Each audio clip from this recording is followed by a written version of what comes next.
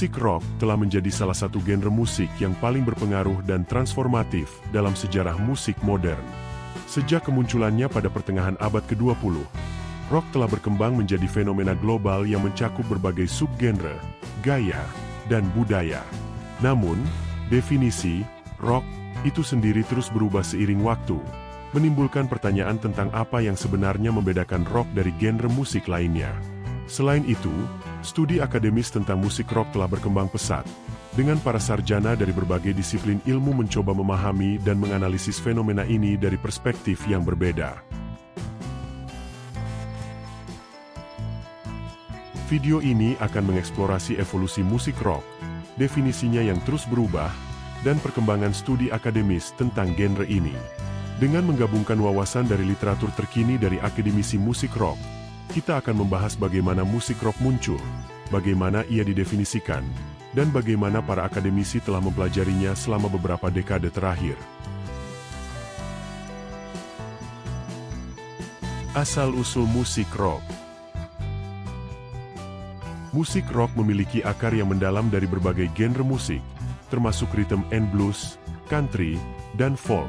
Pada akhir 1950-an, rock and roll muncul sebagai gaya musik yang menggabungkan elemen-elemen ini dengan energi dan sikap yang lebih muda. Artis seperti Chuck Berry, Little Richard, dan Elvis Presley menjadi ikon awal genre ini, membawa rock and roll ke panggung utama budaya populer. Namun, seperti yang dijelaskan oleh Paul Carr dan Alan Moore dalam Introduction, Rock Music Emergence, Censorship, and Perceived Death, musik rock tidak hanya muncul sebagai fenomena musik, tetapi juga sebagai fenomena budaya. Rock and roll menjadi simbol pemberontakan generasi muda terhadap norma-norma sosial yang ada, terutama di Amerika Serikat. Musik ini mencerminkan perubahan sosial yang terjadi pada masa itu, termasuk perjuangan hak-hak sipil dan munculnya budaya remaja. Perkembangan teknologi dan industri musik. Salah satu faktor kunci dalam perkembangan musik rock adalah kemajuan teknologi, khususnya dalam rekaman dan produksi musik. Seperti yang dijelaskan oleh Paul Carr dan Alan Moore, teknologi studio rekaman memainkan peran penting dalam membentuk suara dan estetika musik rock. Produser seperti Phil Spector dan George Martin tidak hanya merekam musik, tetapi juga menciptakan ruang virtual yang memungkinkan artis untuk bereksperimen dengan suara dan tekstur yang sebelumnya tidak mungkin dilakukan. Pada tahun 1960-an, band seperti The Beatles dan The Rolling Stones mulai memanfaatkan teknologi ini untuk menciptakan album yang lebih kompleks dan ambisius. Album seperti Revolver tahun 1966 oleh The Beatles menandai pergeseran dari rekaman langsung ke produksi studio yang lebih canggih, di mana setiap elemen musik dapat dimanipulasi dan diatur dengan presisi.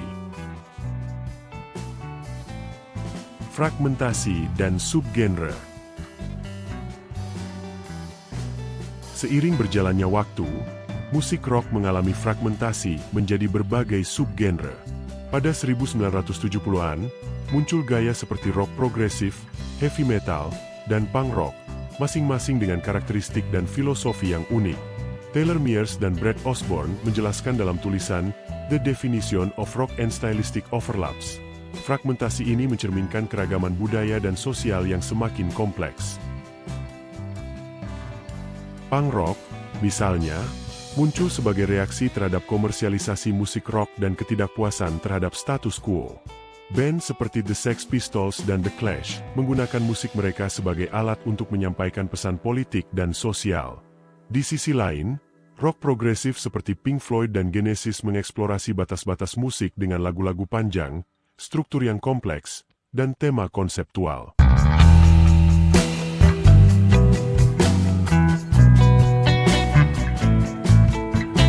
Kesulitan dalam mendefinisikan rock. Pembahasan Taylor Mears dan Brett Osborne mengatakan, mendefinisikan rock adalah tugas yang kompleks. Genre ini telah berkembang sedemikian rupa sehingga sulit untuk mengidentifikasi elemen-elemen yang secara universal dianggap sebagai ciri khas rock. Apakah rock harus memiliki gitar listrik? Apakah harus memiliki backbeat yang kuat? Atau apakah rock lebih tentang sikap dan budaya daripada instrumen atau struktur musik? Franco Fabri, dalam esainya A Theory of Musical Genre, menyarankan bahwa genre musik adalah seperangkat peristiwa musik, nyata atau potensial, yang alurnya diatur oleh seperangkat aturan yang diterima secara sosial. Dengan kata lain, rock tidak hanya didefinisikan oleh elemen musiknya, tetapi juga oleh konteks sosial dan budaya di mana ia diproduksi dan dikonsumsi. Tumpang tindih gaya dan hibridisasi. Salah satu tantangan utama dalam mendefinisikan rock adalah tumpang tindihnya dengan genre lain. Seperti yang dijelaskan oleh Taylor Mears dan Brett Osborne, model rizomatik lebih cocok untuk memahami bagaimana genre musik saling memengaruhi dan berinteraksi. Dalam model ini, genre tidak dilihat sebagai cabang dari pohon keluarga yang terpisah, tetapi sebagai jaringan yang saling terhubung. Contohnya, pada 1980-an, muncul genre seperti New Wave dan Synthpop, yang menggabungkan elemen rock dengan teknologi synthesizer dan pengaruh musik elektronik. Band seperti Depeche Mode dan New Order menciptakan suara yang berbeda dari rock tradisional, tetapi tetap dianggap sebagai bagian dari budaya rock. Autentisitas dan identitas rock. Autentisitas adalah konsep yang sering dikaitkan dengan musik rock.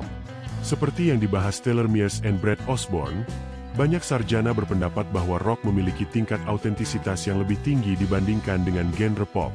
Namun, autentisitas ini sendiri sulit didefinisikan. Apakah autentisitas terkait dengan asal-usul musik, sikap artis, atau cara musik diproduksi?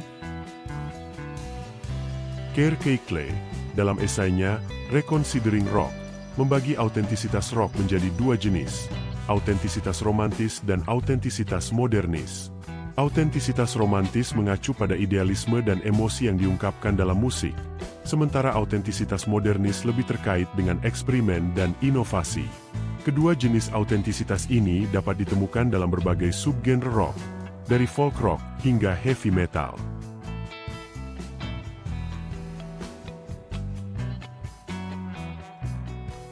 Awal studi akademis tentang rock. Studi akademis tentang musik rock dimulai relatif terlambat dalam sejarah genre ini. Sarah Hill menjelaskan dalam tulisan Serious Writing About Rock, meskipun The Beatles telah menarik perhatian positif pada akhir 1960-an, studi akademis tentang musik populer baru mulai terbentuk pada 1970-an. Awalnya, kritik musik rock lebih banyak dilakukan oleh jurnalis dan kritikus musik daripada akademisi.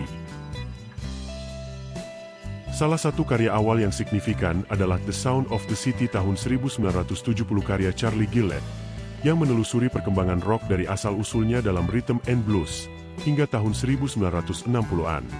Gillett menekankan interaksi antara bisnis musik dan perkembangan gaya, memberikan perspektif yang lebih luas tentang bagaimana musik rock berkembang.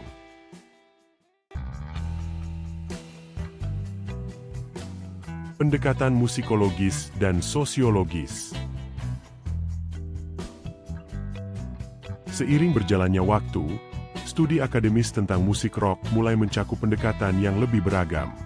Richard Middleton, dalam bukunya Studying Popular Music tahun 1990, menggabungkan analisis musikologis dengan perspektif sosiologis. Ia berpendapat bahwa musik populer tidak dapat dipahami hanya melalui teks musik, tetapi juga harus mempertimbangkan konteks sosial dan budaya di mana musik itu diproduksi dan dikonsumsi. Di sisi lain, Walter Everett, dalam bukunya The Beatles as Musicians tahun 1999, mengambil pendekatan yang lebih musikologis. Ia menganalisis musik The Beatles dengan menggunakan metodologi Schenkerian, yang biasanya digunakan untuk menganalisis musik klasik. Pendekatan ini menunjukkan bahwa musik rock dapat dianalisis dengan alat-alat teoritis yang sama seperti musik klasik, meskipun dengan penyesuaian tertentu. Studi tentang subgenre dan budaya rock. Seiring dengan fragmentasi musik rock menjadi berbagai subgenre, studi akademis juga mulai fokus pada subgenre tertentu. Misalnya, Dave Laing dalam bukunya One Chord Wonders tahun 1985 mengeksplorasi punk rock sebagai fenomena budaya dan musik. Laing tidak hanya menganalisis musik punk, tetapi juga meneliti bagaimana punk berkembang sebagai gerakan sosial dan budaya. Studi tentang subgenre lain, seperti heavy metal, juga berkembang pesat. Robert Walser, dalam bukunya Running with the Devil tahun 1993, mengeksplorasi heavy metal dari perspektif musikologis dan budaya. Ia berpendapat bahwa heavy metal bukan hanya tentang musik, tetapi juga tentang identitas, kekuasaan, dan resistensi. Studi tentang gender dan ras dalam rock.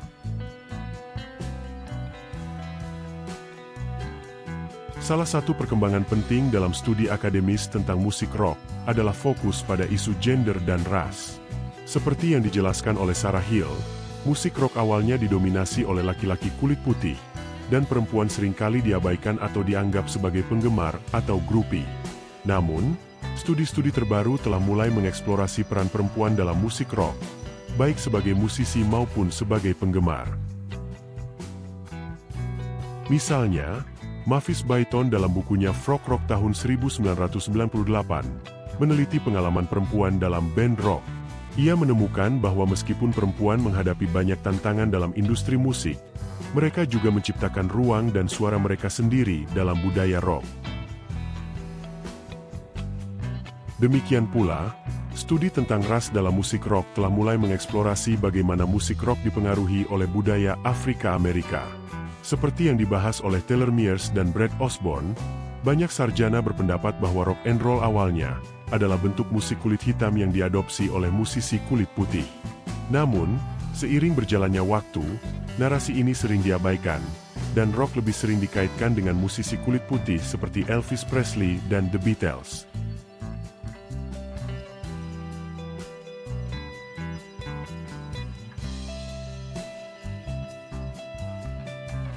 Seperti yang dibahas dalam Paul Carr dan Alan Moore, banyak orang telah menyatakan bahwa musik rock telah mati. Argumen ini didasarkan pada fakta bahwa rock tidak lagi mendominasi tangga lagu seperti dulu, dan bahwa genre lain seperti hip-hop dan EDM telah mengambil alih sebagai gaya musik yang dominan. Namun, seperti yang dijelaskan oleh Johan Fornas, kematian musik rock mungkin lebih tepat dilihat sebagai fragmentasi dan hibridisasi daripada kehancuran total. Fornas berpendapat bahwa rock tidak akan mati, tetapi akan terus berevolusi dan berinteraksi dengan genre lain.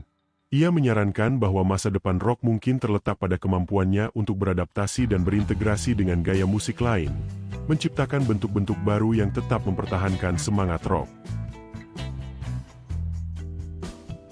Peran studi akademis dalam memahami rock. Studi akademis tentang musik rock akan terus memainkan peran penting dalam memahami dan menginterpretasikan genre ini. Sarah Hill menjelaskan, studi akademis tidak hanya membantu kita memahami musik rock sebagai fenomena musik, tetapi juga sebagai fenomena budaya dan sosial. Dengan menggabungkan pendekatan musikologis, sosiologis, dan budaya, para sarjana dapat memberikan wawasan yang lebih mendalam tentang bagaimana musik rock berkembang dan berinteraksi dengan masyarakat.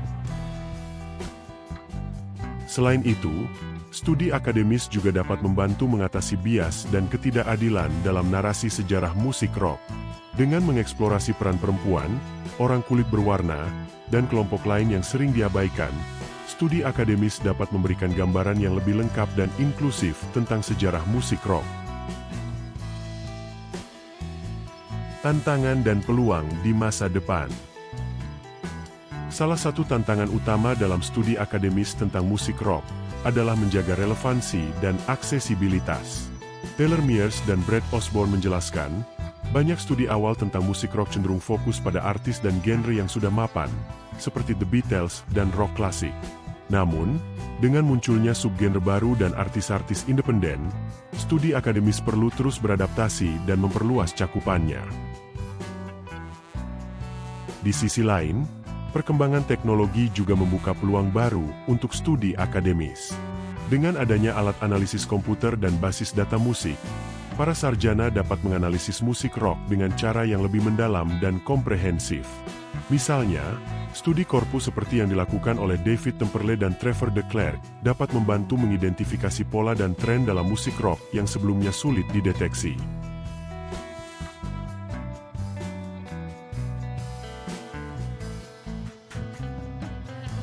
Musik rock telah mengalami evolusi yang luar biasa sejak kemunculannya pada pertengahan abad ke-20.